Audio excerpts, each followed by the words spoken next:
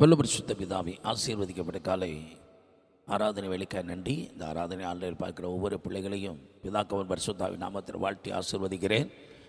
இதில் பிரயாசப்படுகிற video recording எடுக்க ஒவ்வொரு பிள்ளைகளும் கருத்தில் ஒப்பு கொடுக்குறேன். கேள சாதமாக்கணும், கரட தடை இல்லாமல் கிடைக்கணும். இதில் பங்கு ஒவ்வொரு வாரமும் இந்த ஊழியத்திற்கு உதவியாக இருக்க ஒவ்வொரு பிள்ளைகளையும் ஆசீர்வதித்து பெருக பண்ணும். கேட்குற பிள்ளைகளை ஆசீர்வதியும், அதில் பலனடைய தேவ நாம மகிமையடைய ஒவ்வொருவருக்கும் ஆசீர்வாதமாக இருக்கும்படி இந்த வார்த்தையை, இந்த பாடலை, செய்தியை ஆசீர்வதித்து கொடுங்கப்பா. அடியை மறுத்து நீங்கள் வெளிப்படுங்க. நான் எனக்கு சிறுகவும் நீர் எனக்கு பெருகும்படி ஒப்பு கொடுக்குறோம். இயேசு கிறிஸ்துவின் ஜெபிக்கிறோம் நல்ல பிதாவே, ஆமென். அல்லேலூயா, அல்லேலூயா, அல்லேலூயா. அந்த கால ஆராதனை ஆன்லைனில் பார்க்குறவங்க யாவரையும் பிதா குமார் பரிசுத்தாவின் நாமத்தில் வாழ்த்தி ஆசீர்வதிக்கிறேன். ஒரு வாரமும் இந்த ஆராதனை செய்தியை இந்த ஆன்லைன் மூலமாக கேட்டு கர்த்தருக்குள்ளே நீங்கள் பலனடைந்து வரும் என்று விசுவாசிக்கிறேன். தொடர்ந்த செய்திக்கு உள்ள பாடுற பாடல் எல்லாருக்கும் தெரிந்த பாடல். ஒருமித்த கர்த்தருடைய நாமத்தை உயர்த்துவோம். கர்த்தராகிய இயேசு கிறிஸ்து மகிமை அடைவாராக.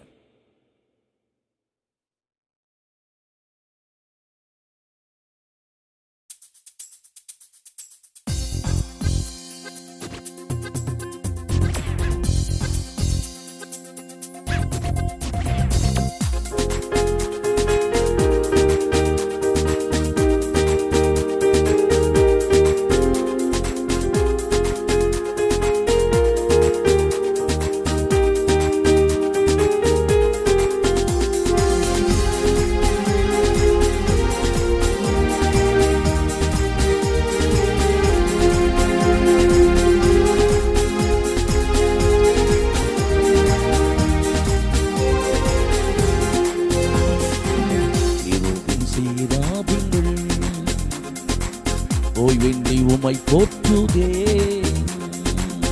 உலக திருச்சபையெல்லாம், ஓய்வின்றி உமை போற்றிட நீ பரிசுத்த பரிசுத்த பரிசுத்த எங்கள் பரலோக ராஜாவே. இந்த வானம் பூமி உள்ள யாவரும் உந்த நாமத்தை உயர்த்தட்டுமே. நீ பரிசுத்த பரிசுத்த பரிசுத்தர் எங்கள் பரலோக ராஜாவே. இந்த வானம் பூமி உள்ள யாவரும் உந்த நாமத்தை உயர்த்தட்டுமே.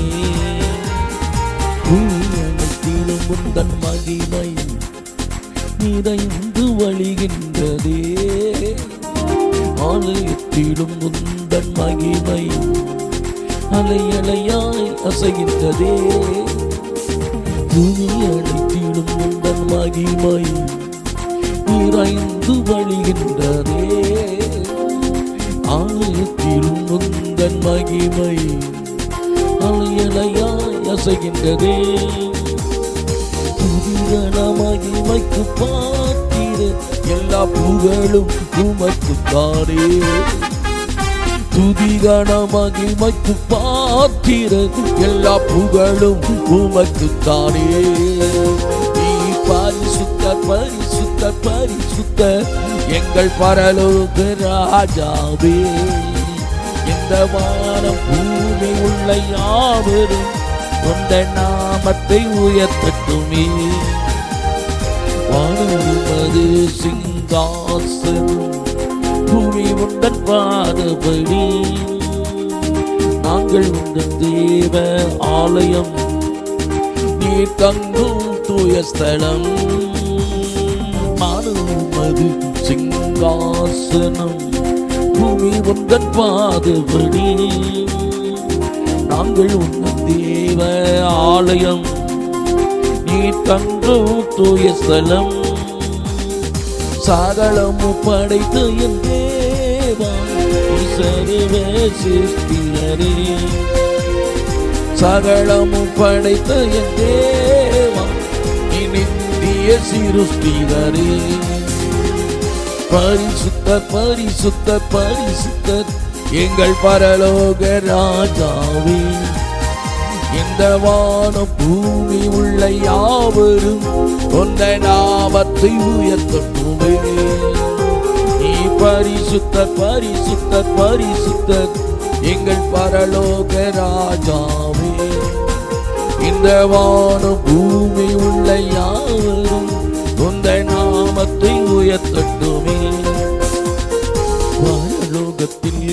உம்மை அல்லால் யாருண்டு தேவனே, உலகத்திலும் உம்மை தவிர வேறொரு விருப்பம் இல்லை.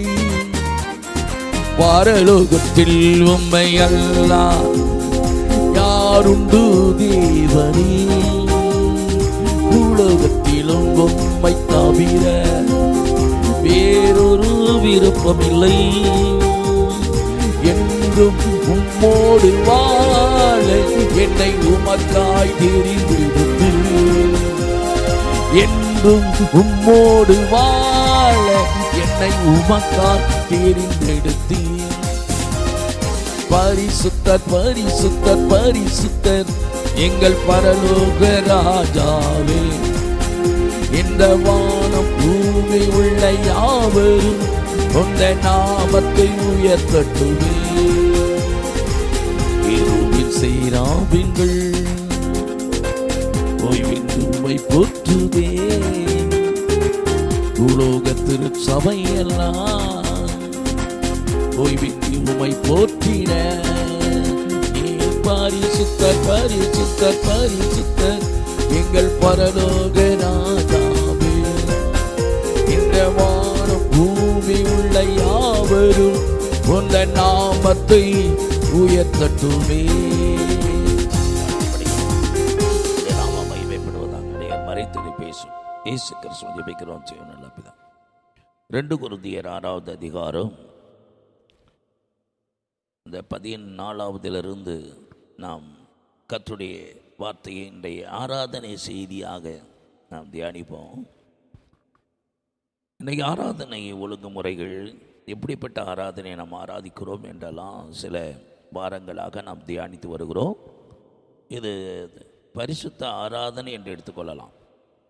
ஆராதனையின் அடுத்த லெவல், அடுத்த படிக்கட்டாக ஒரு தேவனுடைய பிள்ளை நமக்குள்ளே ஆண்டவர் சொல்கிறாரு, நீங்கள் ஜீவனுள்ள தேவனுடைய ஆலயமாக இருக்கிறீர்களே. அந்த தலைப்பை வச்சு தான் நாம் தியானிக்க போகிறோம். இந்த 17வது வசனத்தை வாசிமா. ஆனபடியால் நீங்கள் அவர்கள் நடுவிலிருந்து புறப்பட்டு பிரிந்து போய் அசுத்தமானதை தொடாதிருங்கள் என்று கர்த்தர் சொல்லுகிறார். தேவனுடைய ஆலயத்துக்கும் விக்கிரகங்களுக்கும் சம்பந்தம் ஏது? நான் அவர்களுக்குள்ளே வாசம் பண்ணி அவர்களுக்குள்ளே உலாவி அவர்கள் தேவனாயிருப்பேன், அவர்கள் என் ஜனங்களாயிருப்பார்கள் என்று தேவன் சொன்னபடி நீங்கள் ஜீவனுள்ள தேவனுடைய ஆலயமாயிருக்கிறீர்கள். ஜீவனுள்ள தேவனுடைய ஆலயம், அதை தான் தியானிக்கப்படுறோம். நம்ம ஒரு தேவனுடைய ஆலயம். ஒருத்தன் தேவனுடைய ஆலயத்தை கெடுத்தா நான் உன்னை கெடுப்பேங்கிறார். நம்ம ஆலயத்தை கெடுக்கக்கூடாது, ஆலயத்தை திட்டுப்படுத்தக்கூடாது, அசுத்தப்படுத்தக்கூடாது. ஒரு ஆலயம் எப்படி இருக்கணும்? அது தேவனுடைய ஆலயம் எப்படி இருக்கணும்? ஒரு 6 விதமான காரியங்களை நம்ம செப்பரேட் பண்ண வேண்டியிருக்குது. தேவன் தங்கக்கூடிய ஆலயம்.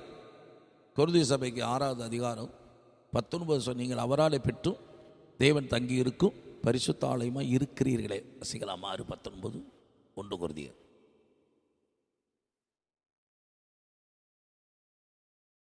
உங்கள் சரீரமானது நீங்கள் தேவனாலே பெற்றும் உங்களில் தங்கியும் இருக்கிற பரிசுத்த ஆவியினுடைய ஆலயமாய் இருக்கிறது என்று சொல்றாரு.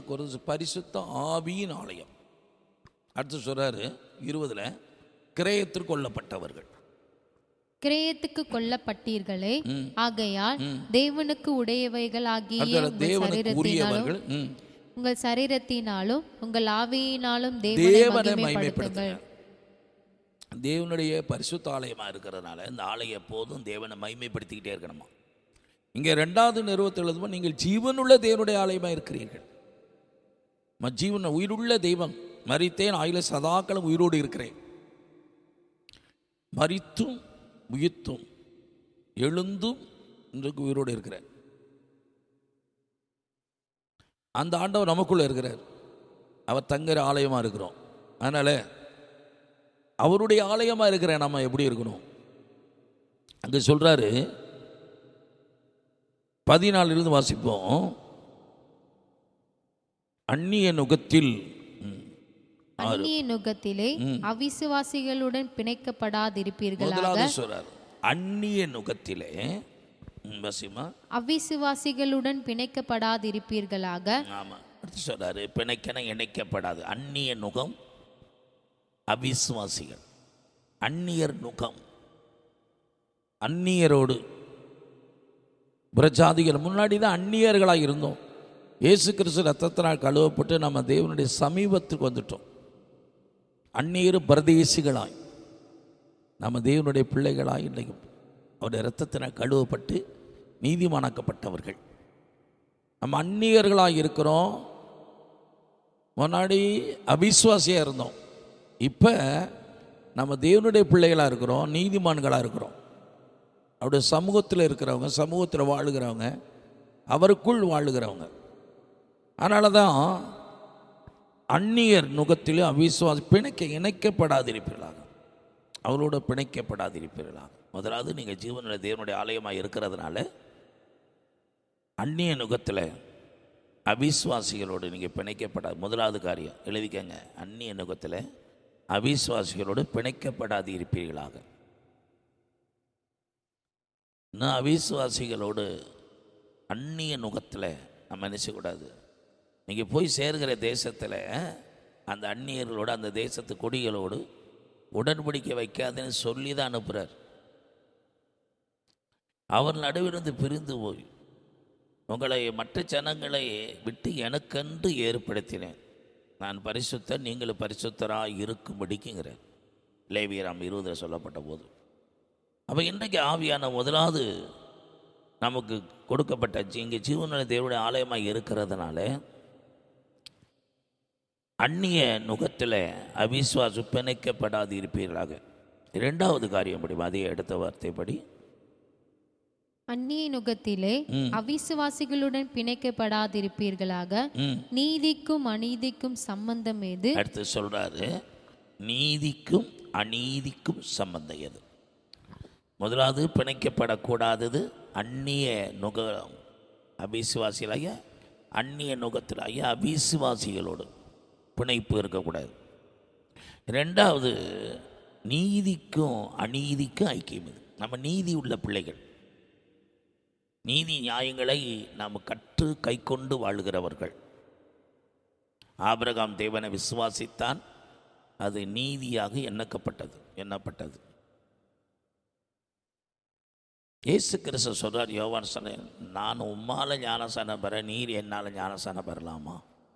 இப்போ இடம் கொடு, எல்லா நீதியும் நிறைவேற்றுவதுக்கு ஏற்றதாயிரும்.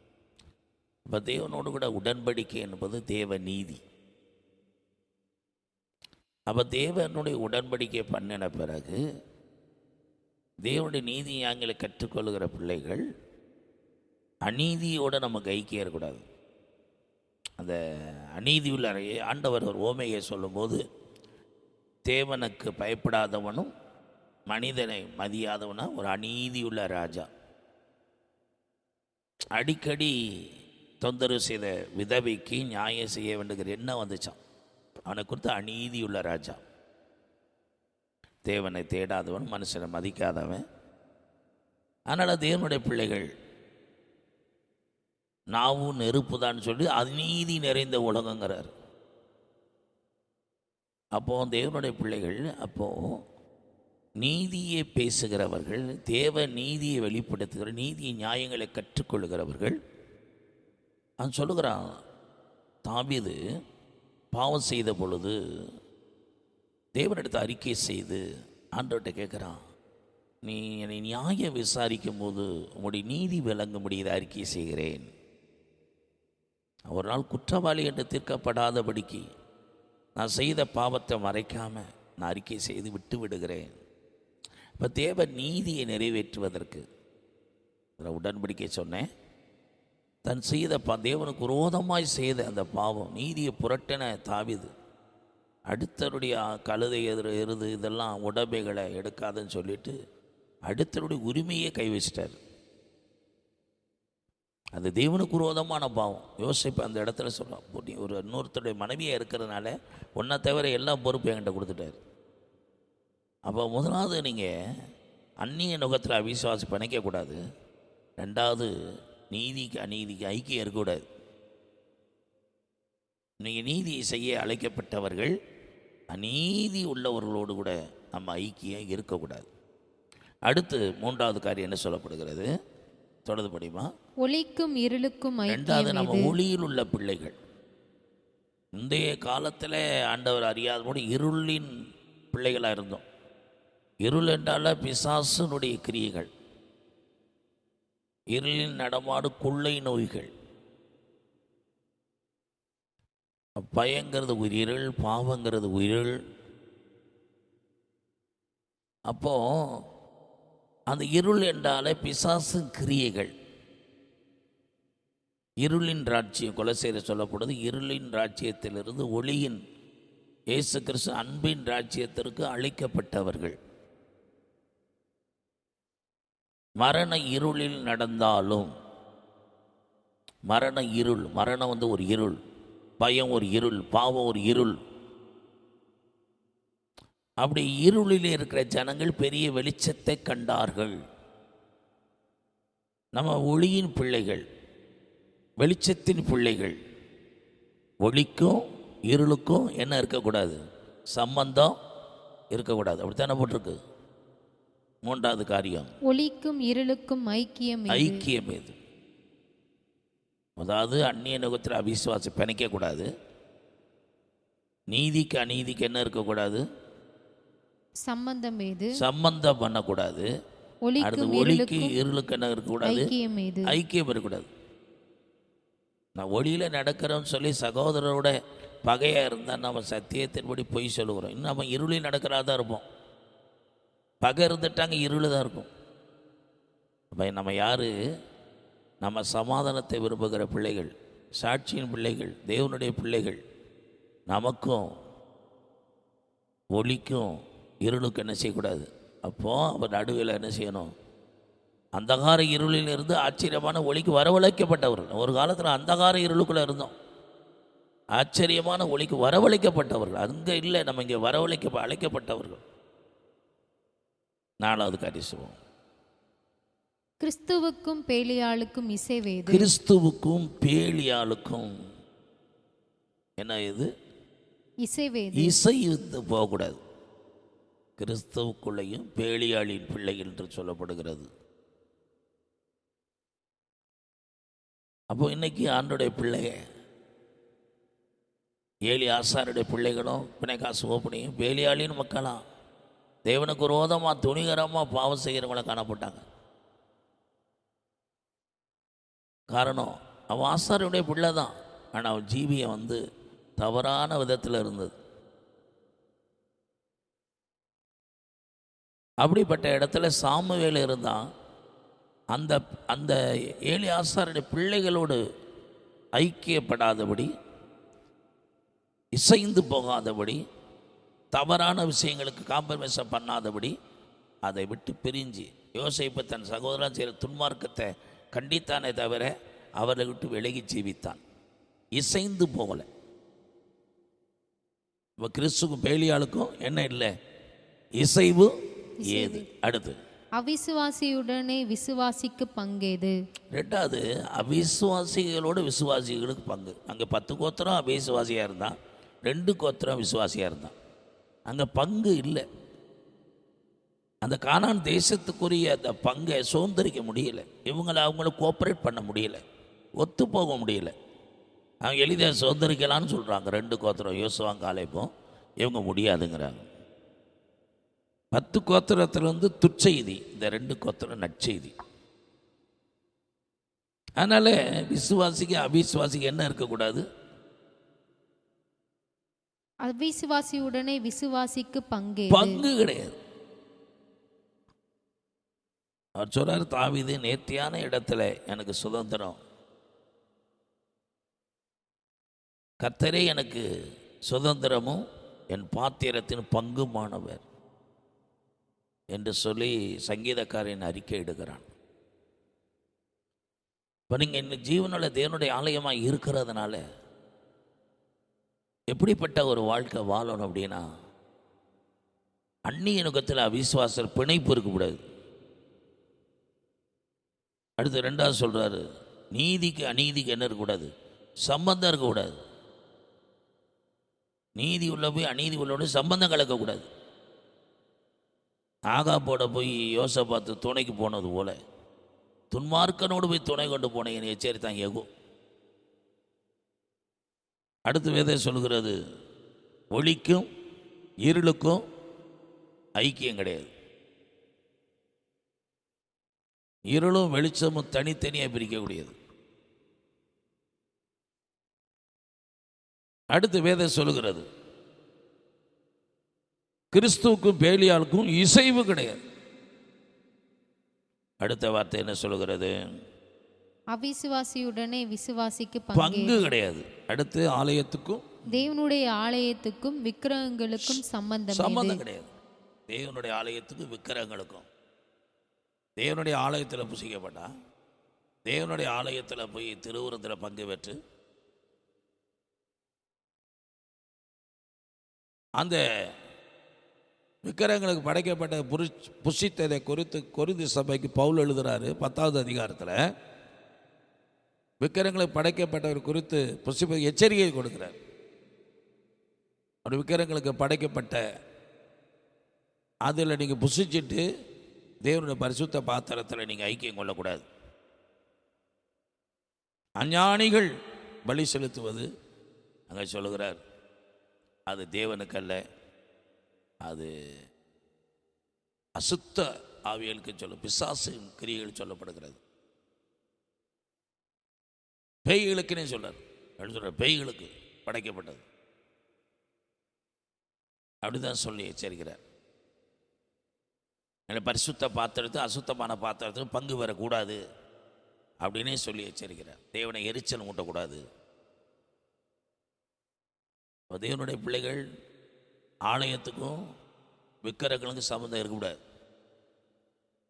சாலமோனை பலமுறை ஆண்டவர் சொல்லியும் அதை கேட்காம ஆலயத்தையும் கட்டி விக்கிரகங்களுக்கு பலிபீடத்தையும் கட்டிட்டான். ராஜ்யபாரம் அவனை விட்டு போயிடுச்சு.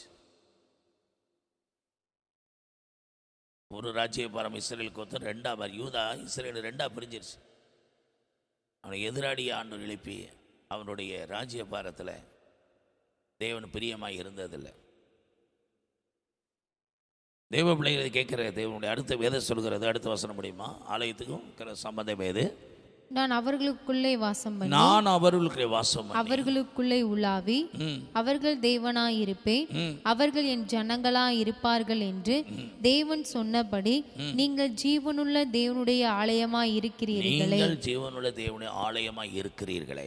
ஆனபடியால் நீங்கள் அவர்கள் நடுவிலிருந்து மேலே சொல்லப்பட்ட கிட்டத்தட்ட ஒரு 6 காரியங்களை அவன் நடுவே நீங்க புறப்பட்டு பிரிந்து போய் அசுத்தமானதை தொடாதீர்கள் என்று கர்த்தர் சொல்கிறார். புறப்பட்டு பிரிஞ்சிடணும். அது அசுத்தமானதை தொடக்கூடாது. அப்பொழுது 8வது காரியம், அப்பொழுது 6 காரியம் பிரிஞ்சிரு. அப்போ அந்த 6 காரியத்தை சொல்ல அசுத்தமானதை தொட, அந்த இடத்தை விட்டு புறப்பட்டு பிரிஞ்சு போய்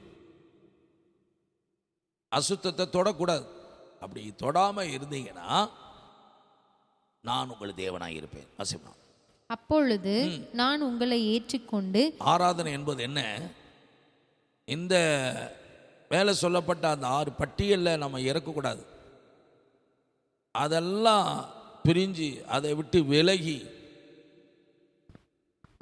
நம்ம பரிசுத்தமாக இருப்போமானால், அசுத்தத்தை தொடாமல் பரிசுத்தத்தை காத்து கொள்வோமானால், அப்பொழுது நான் உங்களை ஏற்றுக்கொள்வேன்.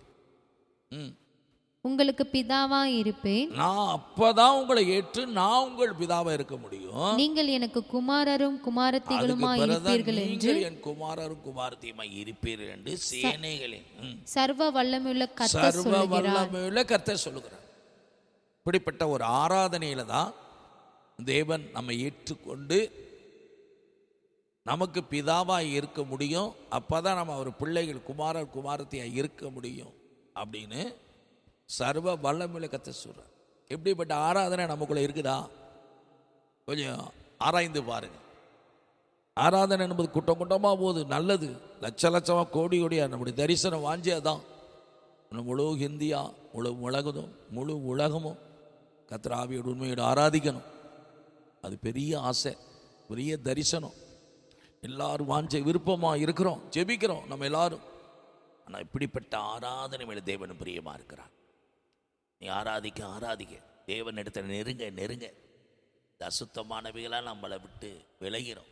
அதெல்லாம் விட்டு விலகி நீங்கள் ஜீவிக்கும் போது கர்த்தர் நம்மளை ஏற்றுக்கொள்வார், நமக்கு பிதாவாக இருப்பார், நம்ம குமாரத்திகளாக இருப்போம் என்று சர்வ வல்லமையுள்ள கர்த்தர் சொல்லுகிறார். அதனால் இந்த செய்தியை கேட்குற நீங்களும் நானும் இப்படிப்பட்ட ஆராதனையை நம்ம ஜீவனுள்ள தேவனுடைய ஆலயமாக இருக்கிறோம். அழகாக சொல்லிக்கார், நீங்கள் நானும் ஜீவனுள்ள தேவனுடைய ஆலயம். அதனால மேலே சொல்லப்பட்ட அந்த 6 அசுத்தங்களை விட்டு விலகி அதை விட்டு புறப்பட்டு பிரிஞ்சிருங்க. இது பிரிக்க வேண்டிய விஷயம், பிரிந்து போக வேண்டிய காரியம். அவர் நடுவிலிருந்து பிரிஞ்சு புறப்பட்டுருங்க. அசுத்தத்தை தொடாதபடி காத்துக்கொண்டு விலகிருங்க. அப்ப நமக்கு அவர் பிதாவாக இருப்பார், பிதாவாகிய தேவனாக இருப்பார். நம்ம ஏற்றுக்கொண்டு நமக்கு பிதாவாக இருப்பார். அவர் நம்ம ஏற்றுக்கொள்ளலாம், இதிலிருந்து பிரிஞ்சிடணும். இப்போ நம்ம பிதாவாக இருந்து நம்ம குமாரத்திகளாக வச்சு ஆசீர்வதிப்பேன் என்று சர்வ வல்லமையுள்ள தேவன் ஜெபிக்கலாம். நல்ல பிதாவே, நீங்கள் ஜீவனுள்ள தேவனுடைய ஆலயமாக இருக்கிறீர்களே சொல்லிட்டு 6 காரியங்களை சொல்றார். அவர் நடுவில் இருந்து பிரிந்து புறப்பட்டுருங்க, அசுத்தமானதை தொடாதீங்க.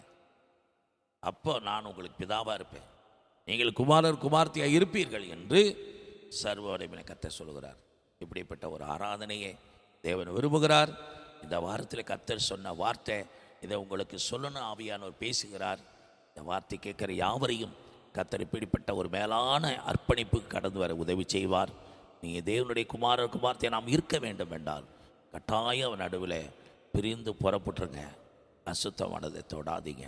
நமக்கு பிதாவாகிய தேவன் பிதாவாக இருக்கணும்னா நாம் அவர் குமாரத்தியெல்லாம் இருக்கணும்னா சேனைகள் சர்வ வல்லமையுள்ள கர்த்தர் சொல்லுகிற வார்த்தைக்கு செவி சாய்ங்க. இப்படிப்பட்ட மேலானவைகளை தேடுங்க. கர்த்தர் பூமியில் உள்ளவைகள் அல்ல, மேலானவைகளை நாடு. கிறிஸ்து இயேசு பிதாவின் வலது வருஷத்துக்கு அந்த மேலானவைகளை நாடுகள். இயேசு கிறிஸ்து சொல்லிப்பிக்கிறோம். சிவனுள்ள பிதாவே, என் ஆத்மாவை கர்த்தரை சோத்திரி, என் முழு உள்ளமை கர்த்தருடைய பரிசுத்த நாமத்தில் ஆத்மாவை கர்த்தரை சோத்திரி. கர்த்தர் செய்த சகல உபகாரங்கள் இயேசு கிறிஸ்துவின் கிருபையும் பிதாவாகிய தேவன் அன்பு பரிசுத்தான பாதுகாப்பு பராமரிப்பு இயேசு கிறிஸ்து நிலையத்தில் காப்பதாக. ஆசீர்வதிக்கும் தேவன் நம்மை ஆசீர்வதித்தாரே. துதி ஸ்தோத்திரம் இயேசுநாதா, துதி உமக்கே என்றுமே. ஆசீர்வதிக்கும் தேவன் நம்மை ஆசீர்வதித்தார். கர்த்தர் ஆசீர்வதிக்கிறவர். தேவன் முகத்தை பிரசன்னமாக்கி சமாதானத்தை கட்டளையிடுகிறவர். அல்லேலூயா, அல்லேலூயா, அல்லேலூயா.